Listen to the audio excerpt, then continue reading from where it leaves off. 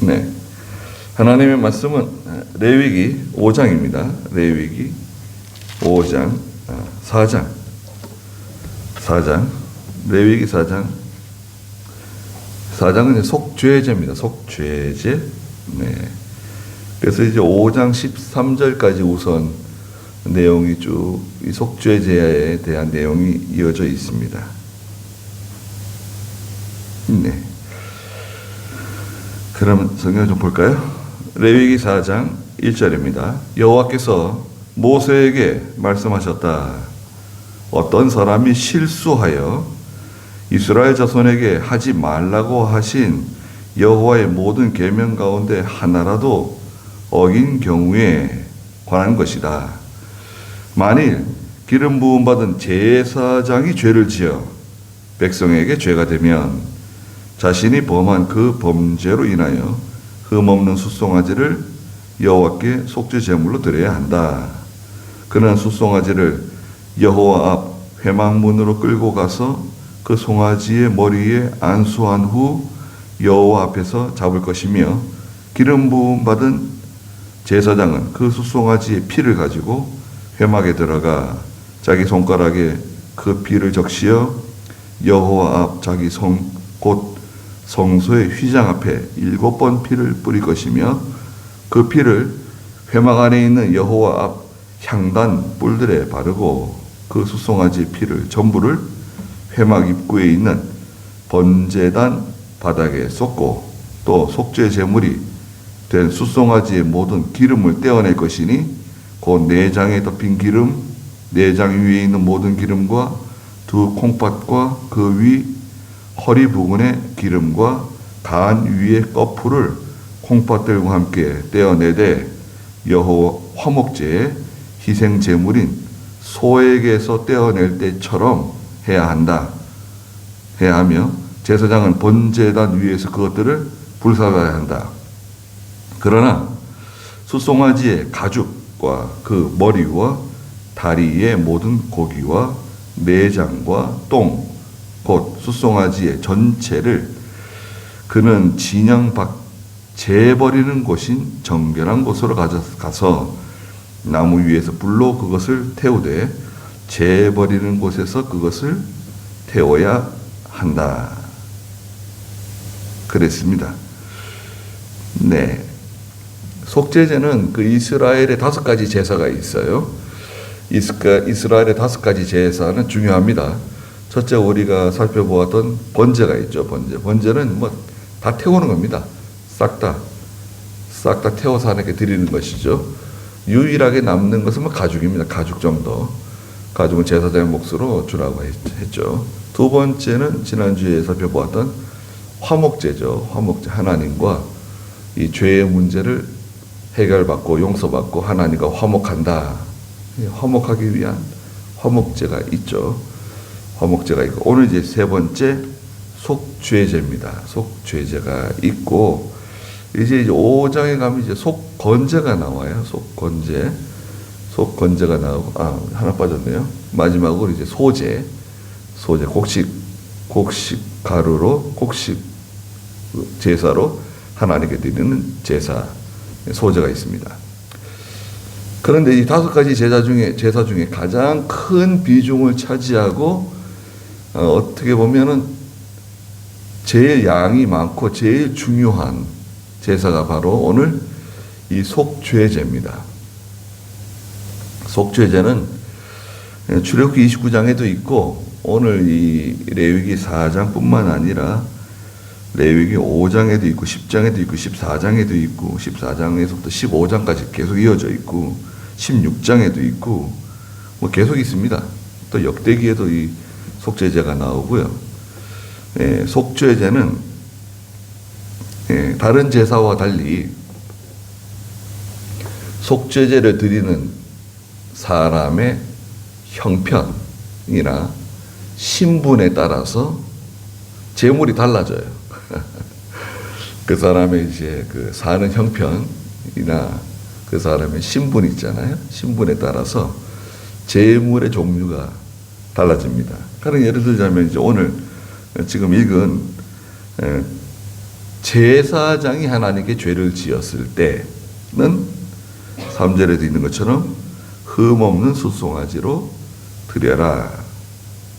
그리고 13절에서는 이스라엘 백성 전체가 하나님께 그만 부지 중에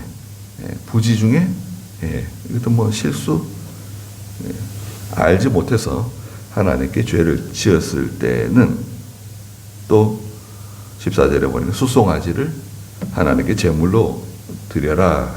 22절에서는 통치자, 전에 개혁성경에는 족장, 통치자가 죄를 지었을 때는 23절에 수염소를 가지고 수염소 새끼를 가지고 하나님께 제물로 드려라. 만약에 평민, 일반 백성이 하나님께 실수로 죄를 지었을 때 27절에는 28절에 암염소 새끼로 하나님께 드려라. 그리고 이제 5장에 가가지고는 5장 7절에 가난한 백성이 하나님께 속죄제를 드리려고 그러는데 가난하잖아요. 그러면 7절에 산비둘기 둘이나 집비둘기 새끼 둘을 가지고 하나님께 제물로 드려라.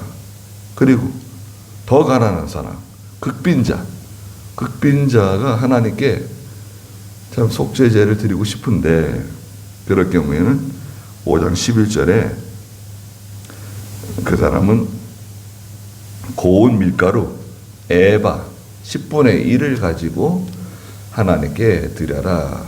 에바 10분의 1은 한 2리터 됩니다. 2리터. 2리터 정도 좀 되는 그런 고운 가루를 가지고 밀가루로 하나님께 드릴 수 있다. 그러니까 오늘날 우리가 드리는 예배와 상당히 비슷합니다. 예배는 부자든지 가난한 사람이든지 공부를 많이 한 사람이든지 공부를 적게 한 사람이든지 귀족이든지 또 천한 사람이든지 다 같이 예배를 드릴 수 있잖아요. 다 예배 참석할 수 있죠. 또 각자의 형편에 따라서 하나님의 감동을 받은 것에 따라서 각 자기가 할 수 있는 만큼 또 하나님께 예물을 드리고 그 속죄제하고 비슷합니다. 그래서 참 오늘날 예배하고 가장 비슷한 형태의 제사가 바로 이 속죄제라고 할 수 있습니다. 속죄제를 이제 좀 짧게 말하면 죄제예요. 죄제. 영어식 표현이나 원문의 표현은 죄에 대한 제사다 이런 뜻이에요. 죄 때문에 하나님께 드리는 제사. 속죄제라 그러면은 죄를 속하기 위해서 드리는 제사. 뭐 그것도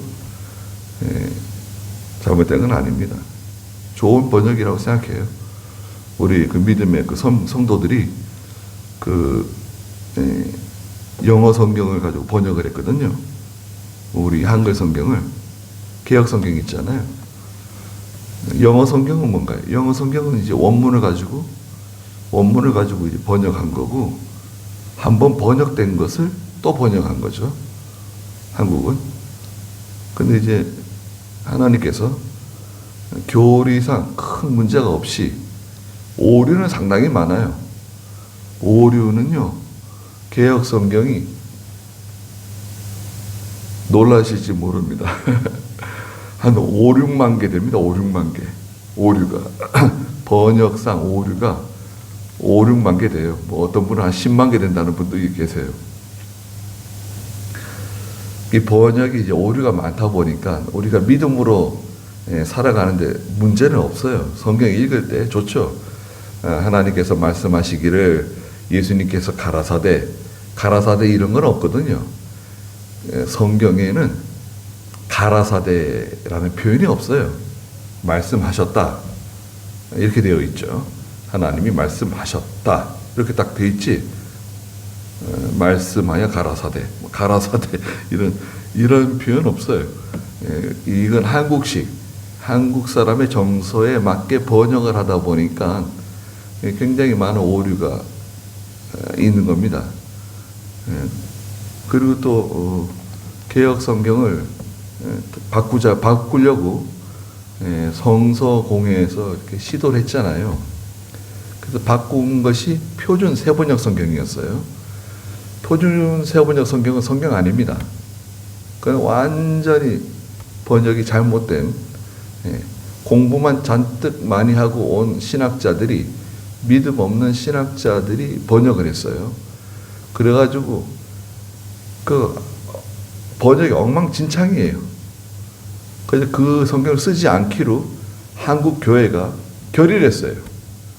전체 통합 측이 이제 그 성서공회를 통합 측 목사님들이 많이 자리 차지하고 있어요. 전체 한국 교회가 거의 다 이 표준 세번역 성경 쓰지 않기로 결의를 하니까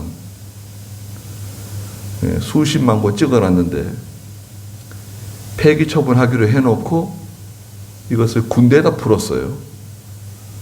이것도 나중에 그 주동자들은 하나님 앞에 책임져야 될 거예요. 그건 성경 아닙니다.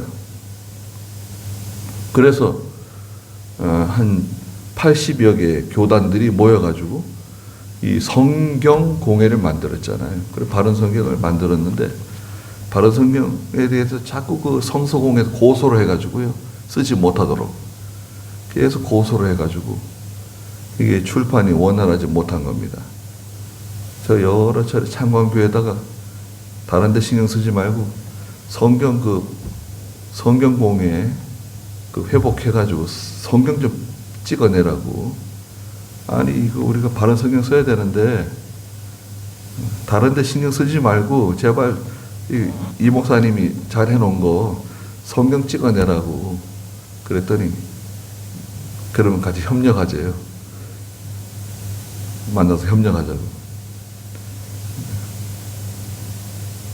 이제 자기들끼리 하면 좋은데, 뭐 재판하고 이제 이런 일들이 있어가지고요. 그 성서공회하고 성경공회가 자꾸 이제 재판하고, 성경공회는 좋은 변호사들 써가지고 돈 많이 주고 어떻게든지 바른 성경 못 찍어내게 하려고. 그러니까 성서공회도 그게 하나님 앞에서 잘못하는 거죠.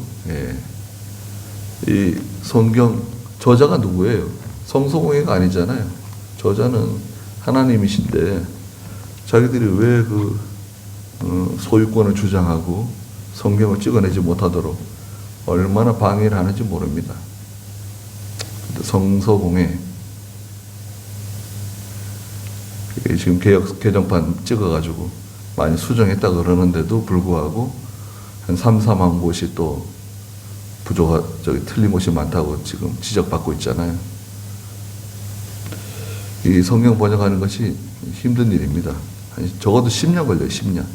한번 이거 번역하고 고치는데. 자, 그러면 속죄제, 죄제라고도 하죠. 에 대해서 한번 보시자고요.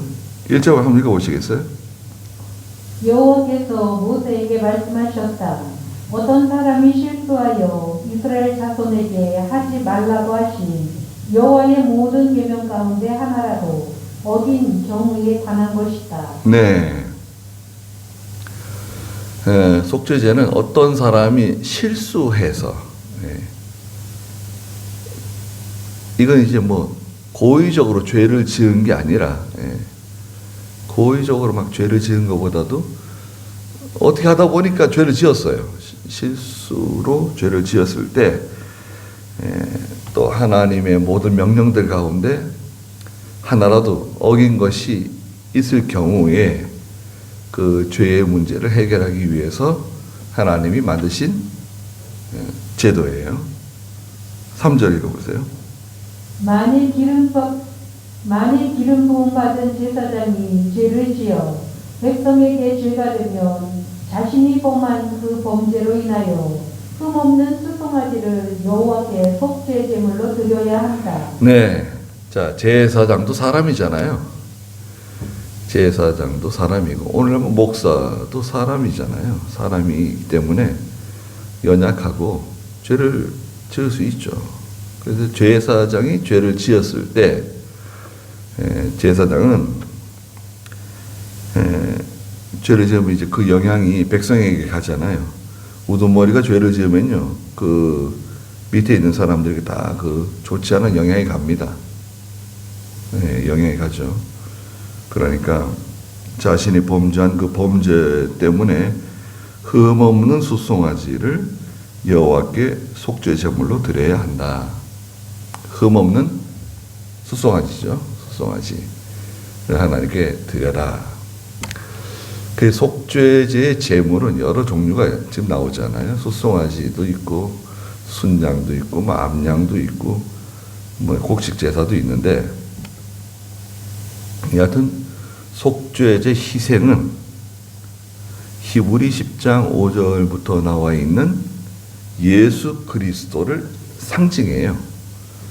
예수 그리스도예요. 장차 오실 예수 그리스도께서 희생하셔가지고 우리의 죄를 다 깨끗하게 해 주실 것을 상징적으로 보여주시는 겁니다. 거기 읽어보자고요. 히브리 10장 5절부터 한번 읽어보시겠어요? 그러므로 그리스도께서 세상에 들어오실 때에 말씀하셨다. 주께서 희생제물과 헌물을 원치 않으시고 오히려 나를 위하여 한 몸을 예비하셨습니다.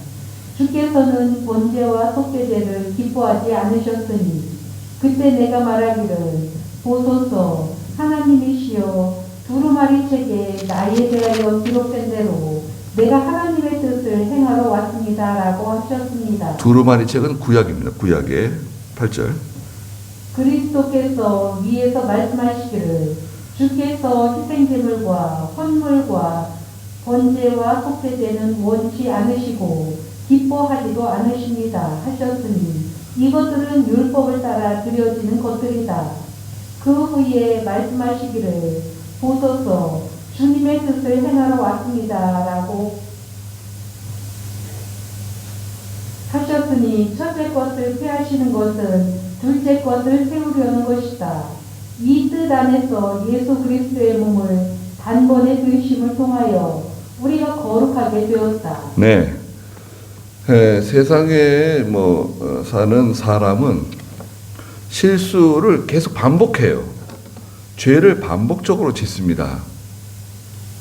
제사장뿐만 아니라 통치자뿐만 아니라 백성들이나 모든 사람들이 다 죄를 짓고, 자기가 굳이 죄를 짓지 않으려고 해도 죄를 지어요. 마음으로 짓고 말로 죄를 짓고 행동으로 죄를 짓고 꿈으로도 죄를 짓고 다 죄를 지어요. 네. 그래서 반복적으로 죄를 짓는 거죠. 그럼 그때마다 하나님께 제물을 가져온다? 그건 참 힘든 거예요. 번거롭고, 번거롭다기보다도 그건 참 복잡한 일이죠. 복잡한 일이에요. 말라기서에 가면은 이스라엘 백성들이 아유 번거로워 죽겠다 이렇게 표현을 해요. 하나님께 예배 드리는 게, 제사 드리는 게 아유 너무 번거로워. 번제 드리고 화목제를 드리고 소제를 드리고 속죄제를 드리고 속건제를 드리고 또 매월 첫날이 되면 초하루 제사를 드려야 되고 무슨 절기만 되면 또 하나님께 드려야 되고 번거롭다고 말했습니다. 하나님이 아주 싫어하셨죠. 우리는 예배 지금 드리잖아요. 예배. 제일 중요한 게 주일 예배죠. 주일 새벽 예배, 또 성경 공부, 또 주일 오전 예배, 대예배라고도 말하죠. 또 낮 예배. 이런 예배들이 정말 중요합니다. 왜냐하면 이 예배 시간에 하나님 복을 주세요. 참, 하나님 딱 그렇게 만들어 오셨어요. 복의 기관은, 신약 시대의 복의 기관은 두 가지라 그랬죠. 신약 시대의 복의 기관은 첫째가 뭔가요? 교회입니다. 교회. 하나님이 교회를 통해서 성도가 복을 받게끔 만들어 오셨어요. 교회는 이 건물 예배당이 아니라 성도들의 그 유기적인 연합체, 성도 2사람 이상이 모여 있는 그 무슨 교회 있잖아요. 우리 성종교회. 교회를 통해서 하나님께서 복을 주시고, 두 번째 복의 기간이 뭡니까? 하나님의 종이에요. 하나님의 종을 통해서 하나님 복을 받게끔, 문제가 해결되게끔 이렇게 만들어 놓으셨어요. 그런데 그게 그 핵심은 뭐냐? 핵심은 예배예요. 예배 시간에 하나님께서 우리에게 복을 주세요. 문제가 해결되게 해주세요. 네. 그 예배가 얼마나 중요합니까? 그래서 이 마귀는 신약교회에 이 예배를 공격을 해요. 예배가 무너지도록, 예배가 파괴되도록 계속 예배를 공격합니다. 여러 가지 방법이죠. 하나님을 섬긴다는 간판을 걸어놨지만 정상적인 예배가 아닌 예배가 많습니다. 뭐 많이 붙여놨어요. 뭐 찬양 예배다, 무슨 예배다 많이 붙여놨는데 잘못된 게 많은 거죠. 굉장히 잘못된 게 많습니다. 우리가 일반적으로 한꺼번에 이렇게 평가하는 것은 열린 예배는 잘못된 겁니다. 네. 다 문을 열고 모든 사람들이 함께 하나님께 예배드리자 해가지고, 당신은 아름다운 사람입니다. 당신은 축복받기 위해 태어난 사람입니다. 좋죠? 듣기엔 좋아요. 당신은 아름다운 사람입니다. 아름다운 사람을 위한 예배. 교회에다 걸어놨어요. 프랜카드를 밖에다가. 당신은 사랑받기 위해서, 축복받기 위해서 태어난 사람입니다. 누구나 듣기 좋네요. 예수 안 믿는 사람도 나는 축복받기 위해 태어난 사람입니다. 사랑받기 위해서 태어난 사람입니다. 그 예배당에 들어와요. 들어오면 목사는 저희 기존의 성도들을 대상으로 말씀을 전하기보다는 새로 들어온 그 믿음이 없는 많은 사람들이 수용할 수 있는, 이해할 수 있는 그런 말씀으로 말씀을 전하게 돼요. 젖을 먹이는 거죠. 열린 예배를 드리면요, 기존에 믿음 있는 성도들이 큰 고통을 당하게 돼 있어요. 그리고 그 사람들은 성도가 아니에요. 교인이 아니에요. 교인이 될 수 있다라고 전제는 하지만 교인이 되는 게 쉬운 게 아니에요. 네. 시험에 한번 와보세요. 네. 밀무처럼 썰무처럼 다 빠져나갑니다. 그런 예가 수없이 많아요. 그거는 주일학교도 그렇고, 주일학교는 특별히 더 그렇습니다.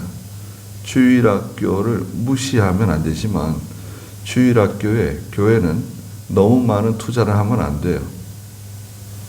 무슨 말이냐면, 주일학교 아이들이 연보하는 거 있어요. 하나님께 예물 드리는 것을 따로 관리를 해가지고 그것을 주일학교에서 사용하도록 그렇게 해야 됩니다. 모자라는 것이 있으면 재정에서 도움을 줄 수는 있지만 주일학교에다가 막 그냥 퍼주면 안 돼요. 어린 생명이 귀하다고 해가지고. 그 성경학교라든지 무슨 행사가 있으면 막 퍼주고, 교사들에게 퍼주고, 1년에 한두 번씩 막 여행 보내주고, 막 아이들 뭐 해주는 거 조심해야 돼요. 최소한의 경비로 해야 되고, 선물 공세하면 안 돼요. 그래서 도시 아이들이 성경학교 때가 되면 순회합니다. 순회. 이 교회 성경학교한테 와가지고 잔뜩 선물 받고 싹 빠져나가요. 한 이틀 참석하다가 저쪽 교회 또 성경학교 갑니다. 저쪽 교회 가지고 또 거기서 뭐 캠핑도 가고, 뭐 어디 바다에도 가고, 뭐 체험 학습도 하고 막 합니다. 또 선물도 받고. 그래서 여러 교회를 돌아요. 순회해요. 아주 그게 몸에 익었어요. 교회 안 나가다 보면 교회 나가는 게 좋긴 한데, 그 아이들이 다 성도가 되는 건 아니다.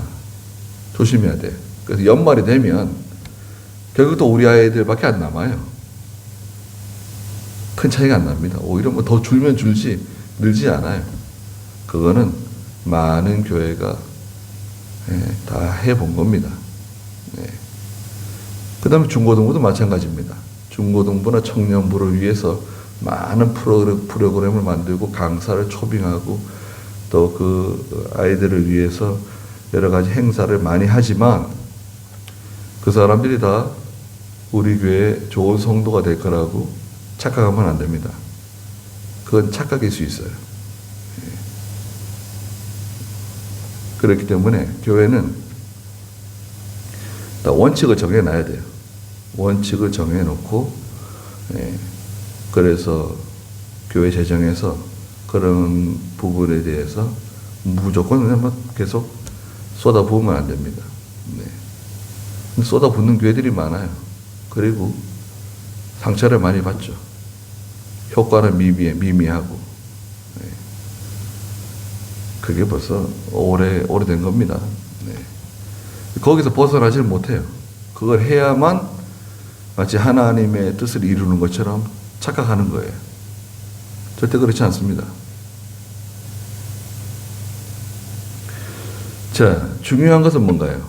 중요한 것은 하나님 앞에서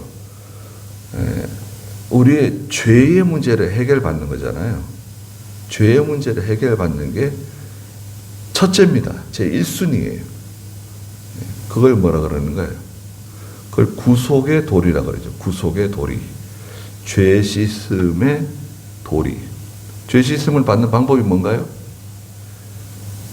예수 믿는 거예요. 예수 믿는 거.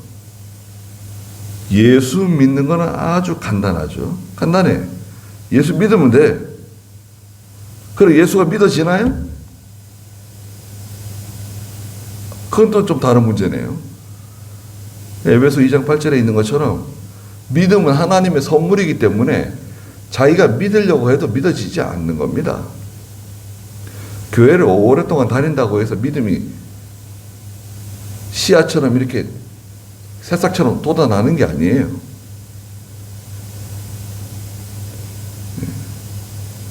믿음은 하나님이 선물을 주시는 거기 때문에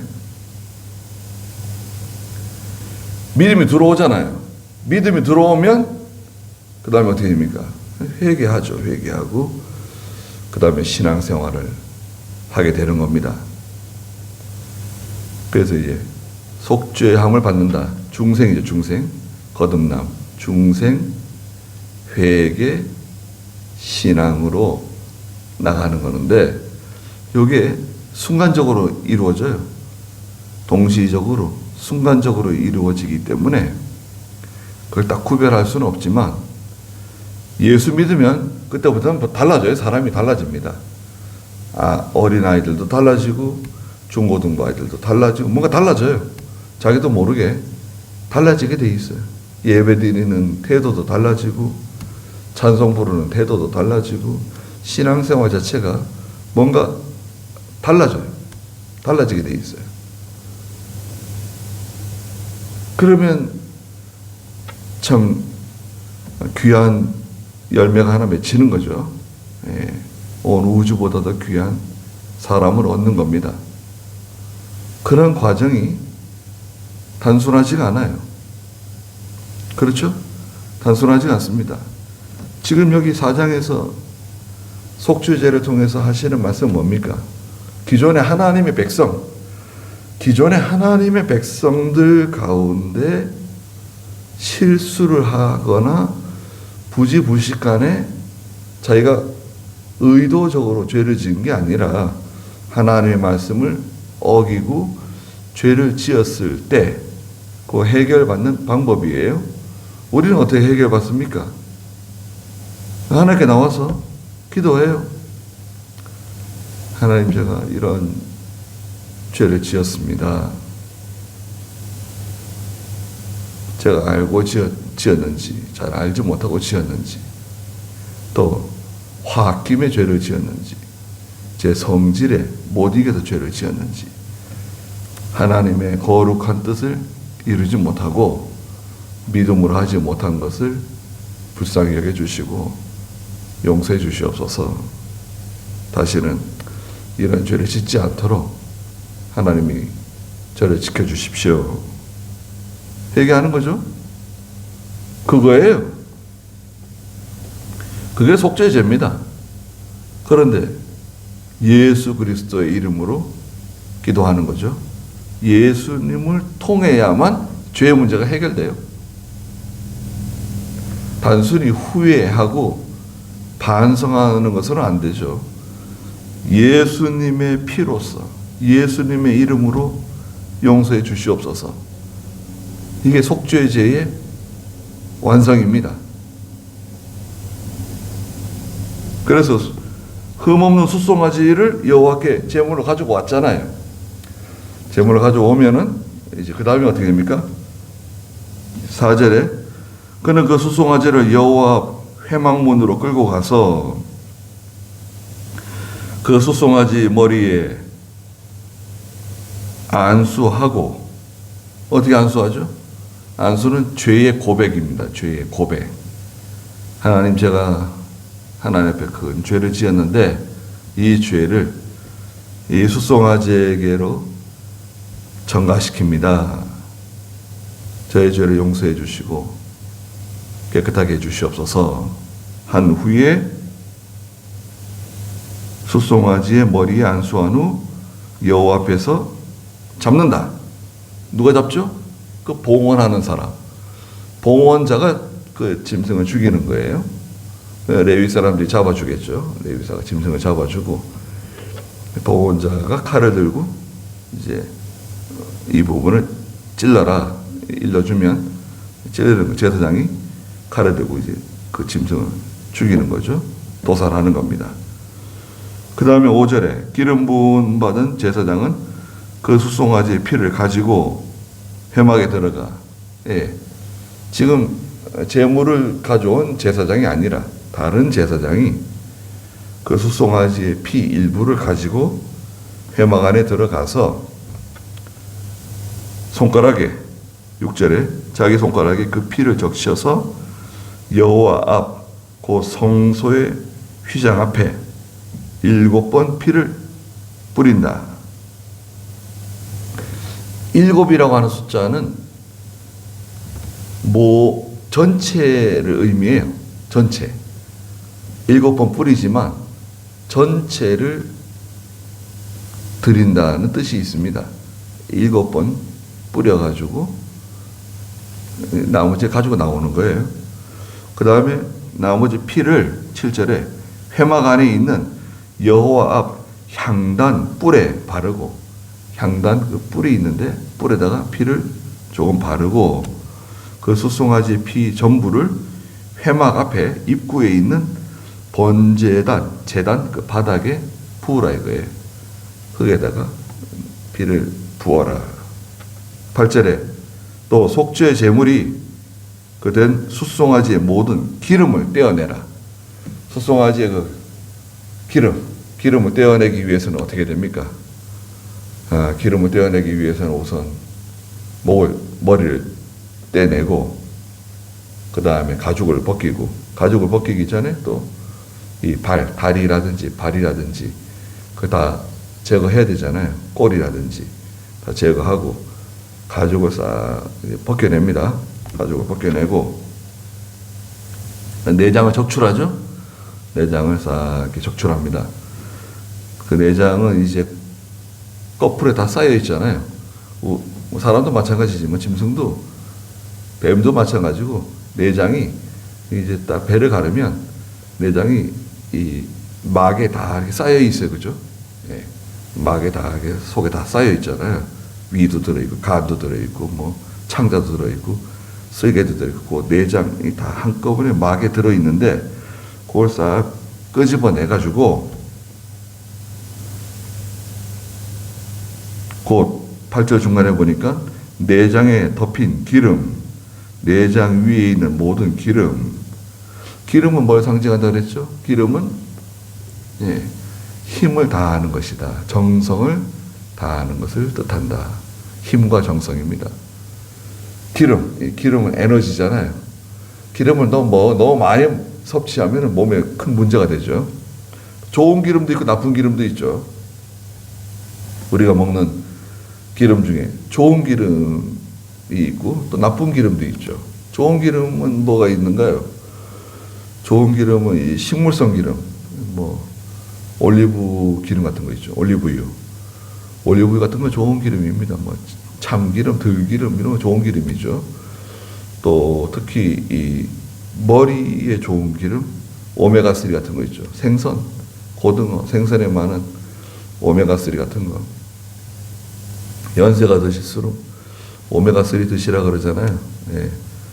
오메가3 드시면 예민하신 분들은 느끼는데 한 1시간 지나면 머리가 맑아집니다. 희한해요. 예. 오메가3는 그런 좋은 기름이죠. 그 나쁜 기름은 콜레스테롤 같은 그 나쁜 기름들 있죠. 나쁜 기름은 이제 혈관에 돌아다니다가 이제 우리 혈관도 이제 피부가 같아가지고요. 혈관 안에 굵은 혈관도 있고 가는 혈관도 있고 그런데 혈관 안에 무슨 상처 같은 게 날 수 있거든요. 상처. 이제 막 신경 쓰고 피곤하고 이러면 혈관 안에 상처가 나가지고 말하면 딱정이 붙는 거죠. 그런데 이제 달라붙어요. 이제 기름이 지나가면서 피 속에. 그러면 이제 그게 혈관을 막잖아요. 그러면 이제 뭐 동맥경화 같은 게 생기는 거죠. 이게 나쁜 기름. 하여튼 기름은 마음을 다하고 정성을 다한다는 뜻이 있다. 그 기름을 이제 걷어내고 9절에 두 콩팥도 떼어냅니다. 콩팥은 마음을 드린다는 뜻이 있다 그랬죠. 콩팥. 그 콩팥도 그 짐승에는 이제 중간에 있는 콩팥 떼어냅니다. 또 그 위 허리 부분에 있는 기름, 간 위에 있는 꺼풀, 이게 다 기름입니다. 콩팥들과 함께 떼어내되 10절에 화목제 드릴 때처럼 화목제 드릴 때하고 똑같이 그 희생제물에 소에게서 떼어낼 때처럼 그렇게 해야 한다. 제사장은 번제단 위에서 그것들을 불살라야 한다. 지금 떼어낸 것들 있잖아요. 그 기름, 콩팥, 또 꺼풀 이런 기름기 있는 그런 것들은 다 상당하죠. 상당합니다. 짐승 잡아보시거나 잡는 걸 보신 분들은 아시잖아요. 제가 닭을 많이 잡아봤는데요. 살아있는 닭 있잖아요. 닭을 잡으면 의외로 기름이 이렇게 많아요, 닭에. 닭에 원래 뭐 기름이 많지만 그 내장 안에도 기름이 많습니다. 기름이 많다는 것을 보고 놀랐어요, 처음에는. 네. 제가 뭐 장닭 같은 것도 잡아보고 이랬는데 기름이 많아요. 그 날개 같은 데도 뭐 다 기름이 있고 그렇잖아요. 근데 소 같은 경우에는 우리가 알다시피 그 소고기, 쇠고기라죠, 쇠고기. 그 고기 사이사이에 다 그 기름이 들어가 있잖아요. 우리가 말하는 마블링. 예. 기름이 없는 고기보다 기름이 들어가 있는 고기가 더 맛있잖아요. 그 마블링이 잘 된 고기. 예. 그런 것들까지 다 제거하라는 건 아니죠. 그런 거 다 제거하라는 게 아니고 그 기름 덩어리가 있잖아요. 배를 가르면 사람도 마찬가지입니다. 이 창자와 창자 사이의 복강에 다 기름으로 채워져 있어요. 이 창자가 위치를 잡고 있는데 다 기름이 다 그 위치를 잡고 있습니다. 그러니까 이 기름이 많아요. 근데 그 이상, 그 정상 범위에서 그 이상으로 기름이 많아지면 이제 문제가 되는 거죠. 사람 같은 경우에는. 짐승도 그러겠죠. 짐승도 아무래도 기름 같은 걷어내가지고 그 기름과 콩팥 뭐 이런 것들을 하나님께 불살라 드리는 거예요. 제물로. 불살라 드리고 그 희생입니다. 희생. 마음을 다 드립니다. 정성을 다 드립니다. 향기로운 제물이 되는 겁니다. 그러나 11절에 그 숫송아지의 가죽 있죠? 또 그 머리, 다리의 모든 고기, 다리도 잘라냈잖아요.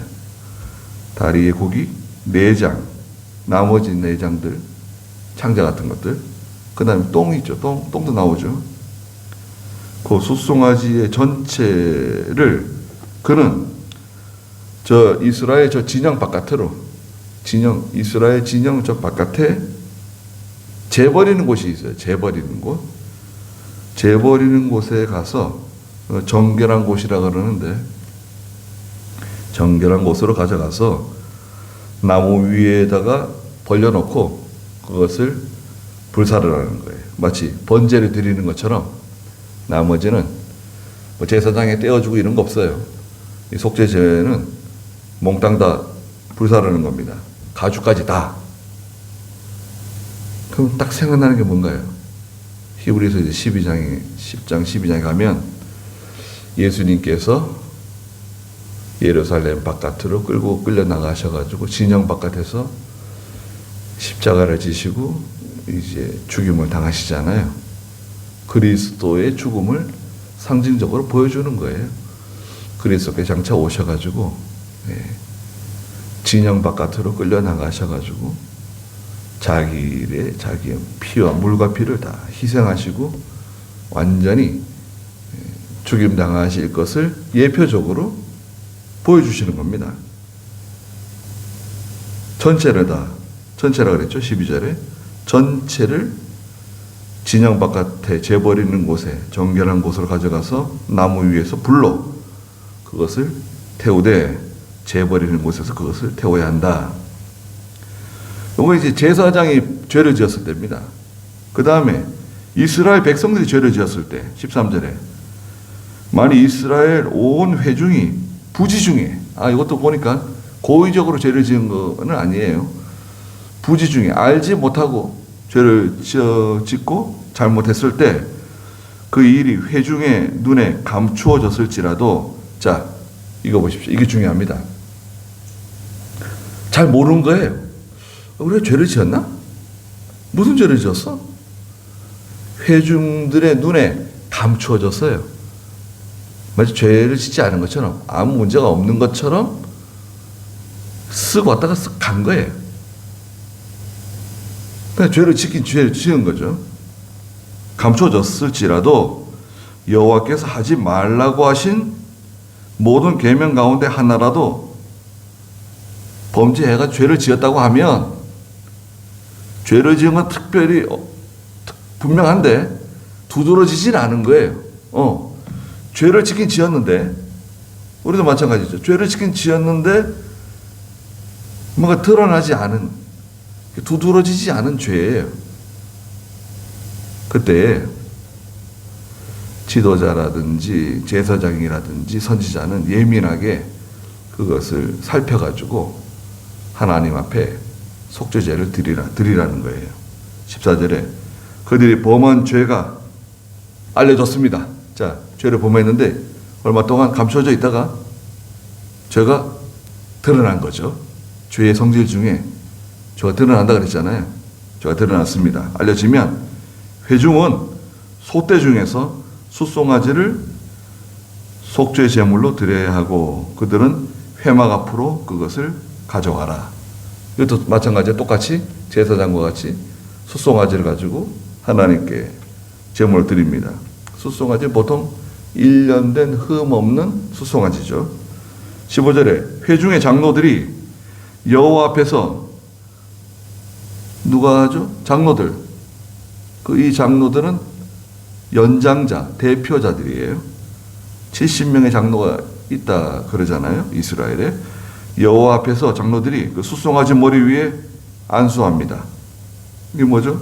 죄를 고백하고 안수하고 그 숫송아지를 여호와 앞에서 잡아라. 누가 잡죠? 70명이 다 칼로 찔러요? 그게 아니고 대표자가 이제 칼로 찌릅니다. 대표자가 있어요.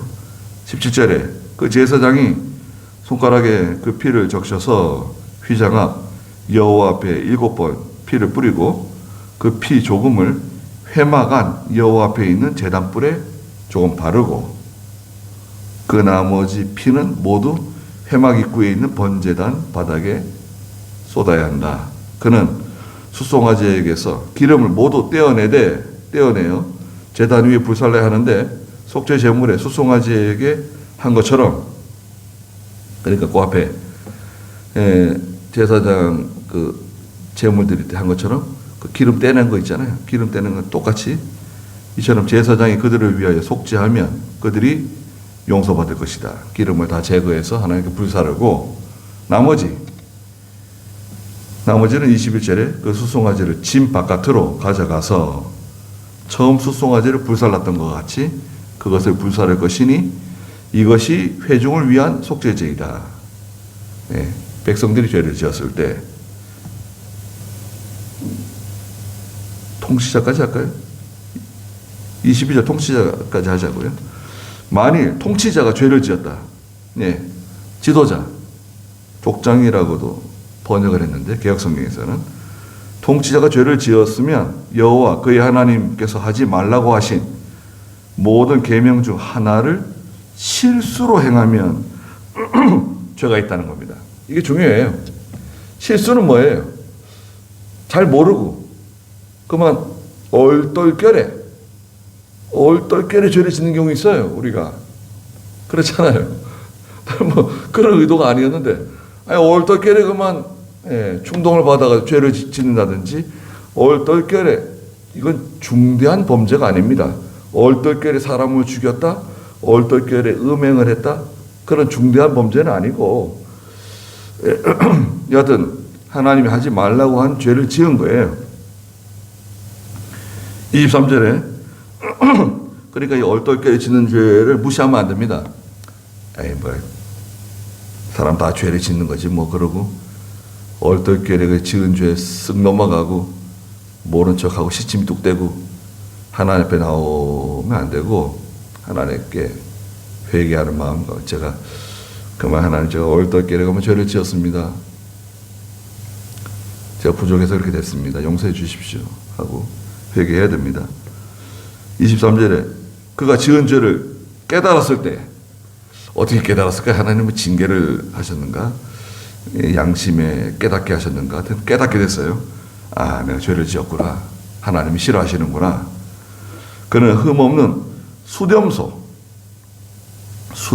새끼를 자기 예물로 가져와서 통치자는 수렴소예요. 수렴소를 가지고 와서 그 수렴소 머리에 안수하고 죄를 고백하는 거죠. 여호와 번제물 잡는 곳에서 그것을 잡을 것이니 이것이 속죄제다. 제사장은 그 속죄 제물의 피 일부를 그의 손가락에 적셔서 번제단 뿔들에 바르고 그 피는 번제단 바닥에 쏟아야 한다. 근데 여기서는 성막에 가져가서 7번 뿌리라고 하시는 말씀은 없네요. 그죠? 7번 뿌리는 것은 삭제되어 있습니다. 7번 뿌리진 않고 그 제단 뿔에 가서 조금 바르고 가지고 나와서 제단에 부어라. 바닥에 그 피는 번제단 바닥에 쏟아야 한다.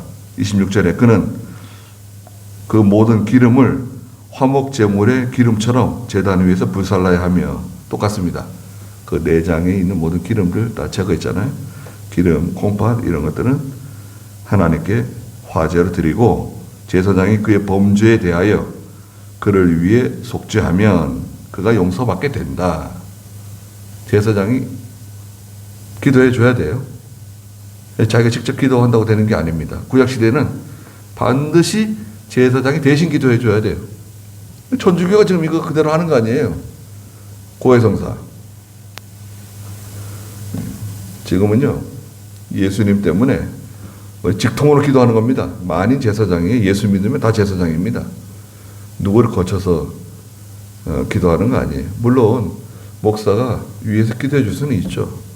목사가 기도해 주면 좋은 겁니다. 좋은 거고 오히려 더 효과가 있죠. 그러나 목사가 죄를 용서하지는 않아요. 근데 천주교는 신부가 죄를 용서하는 기관이다 이렇게 가르치거든요. 교회가 구원의 문제를 좌지우지한다고 되어 있어요. 어떻게 교회가 구원의 문제를 좌지우지해요? 그건 하나님께 속한 거지. 예. 그래서 뭐 천주교가 그 이단적인 그런 그 교리가 많아요. 그런데도 뭐 또 사도신경을 또 외운단 말이에요. 그럼 뭐 이단이라고 할 수도 없고. 이단적인 교리가 많다. 어떤 사람은 천주교 좋아하는 사람도 있죠. 천주교는 아주 거룩하다는 거예요. 아주 거룩하고 뭐 조용하고 뭔가 하나님을 잘 섬기는 것 같은 그 의식. 그만 의식에 그만 매료가 돼가지고 따라가잖아요. 그래서 그런 점은 아쉽습니다. 거기까지 하죠. 속죄제 좀 했습니다. 기도하겠습니다. 거룩하신 하나님, 저희는 다 하나님 앞에 죄가 많은 죄인들입니다.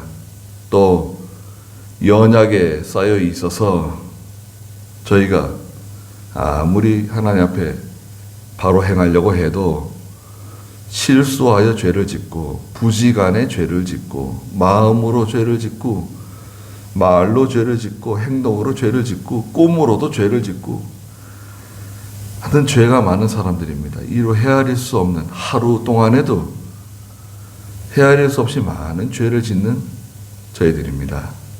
그런데 저희의 모든 죄를 예수 그리스도를 통해서 다 용서해 주신 것을 다시 한번 감사드립니다.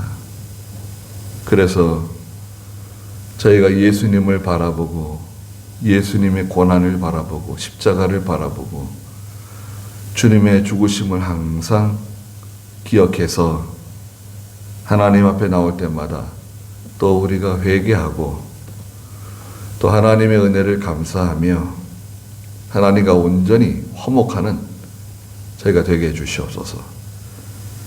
또 사랑하는 교회를 늘 지켜주시고 교회에 속한 모든 성도들을 하나님이 항상 보호해 주시고 가정들을 지켜주시고 또 믿음의 자녀들을 하나님의 말씀대로 살아서 복을 받을 수 있도록 축복해 주시옵소서. 돌아가는 길도 함께 해주시고 예수님의 이름으로 기도드리옵나이다. 아멘. 주기도문 드리겠습니다. 하늘에 계신 우리 아버지여, 이름이 거룩히 여김을 받으시오며 나라의 임하옵시며 뜻이 하늘에서 이룬 것 같이 땅에서도 이루어지이다.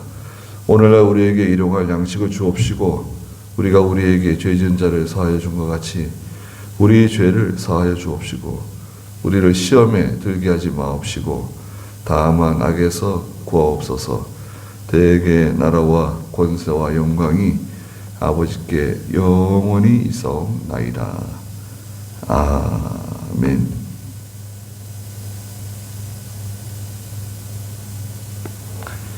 네, 마쳤습니다.